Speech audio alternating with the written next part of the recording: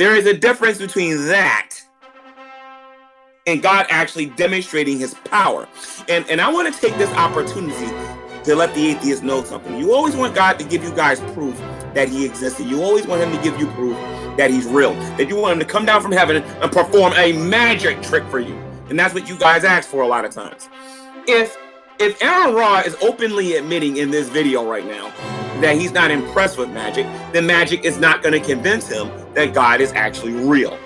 Since you can disprove magic, and like I said, there's a bunch of different videos on here where people are disproving this. So just type in person being sawed in half exposed, or pulling a rabbit out your hat exposed, or something like that. And you'll get videos on how this stuff is being exposed.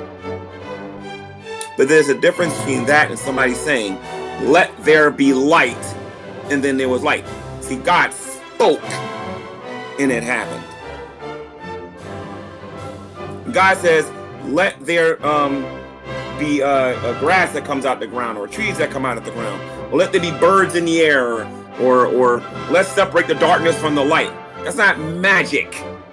That's power. And there's a big difference between that.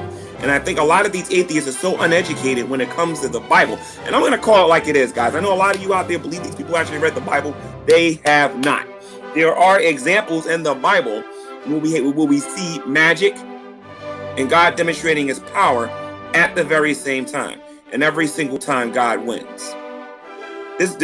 I bet you Aaron Ra, he's not going to do it in this video, but he'll probably do it in a different video.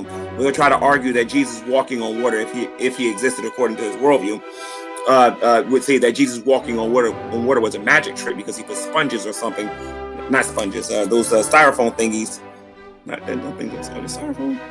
Those blocks that you can put on your feet where you can walk on water. But Jesus never did none of those things. Again, it proves he never read scripture. Parapsychologists would have actual ectoplasm that you could study in the lab, and faith healers would work in hospitals healing amputees. But the reason none of that has happened is because none of it is real. You're talking about the Word of Faith movements from the Creflo Dollars and the Benny Hinn's. I'm not going to defend them, because at the end of the day, I don't believe they're saved. I believe these people are charlatans and crooks. So you can have that one. However, if one of my relatives is sick, this is my mentality on this. When I take my relative, and I want you to listen very carefully here for those of you who are atheists, because you guys got this imagination about how us Christians go about getting healed. All right? I will take my relative or myself to a doctor. I will listen to what the doctor has to say. If it's minor and all I got to do is take an antibiotic, a lot of times I'll just do that.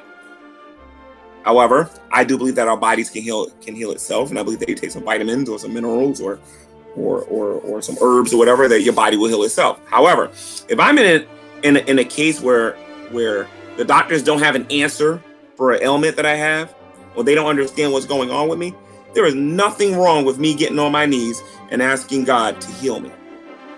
And then if I'm healed, instead of these atheists accepting that as an explanation, well, because of my presupposition, I can't accept God. So, see, God is the gas. Just because our doctors don't understand, how it happened, doesn't mean that God did it.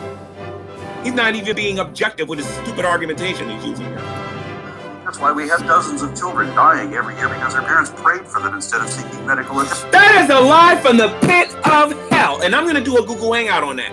Do you know how many people on Raw die when they go to see a doctor? Do you know how many times a doctor will give somebody, what do you call it? I can't even think right now. Anesthesia, and they don't even wake up. Do you know how many times a person will receive surgery, and because of a doctor's idiocy, or because of bad medicine, or because of a bad practice, that person is worse off because of the surgery than what they were before they had it?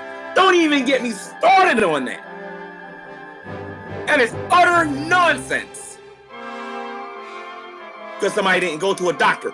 Go look up the percentages and go look at how many people actually die in the hospital because of malpractice or because a doctor didn't know what they were doing. And I challenge any one of these moronic so-called fake scientists on this internet to have a conversation with you about that, or any fake doctors on here, and I will show you the numbers and actually show you how many people actually die statistically in the hospital because a doctor doesn't know what he's doing.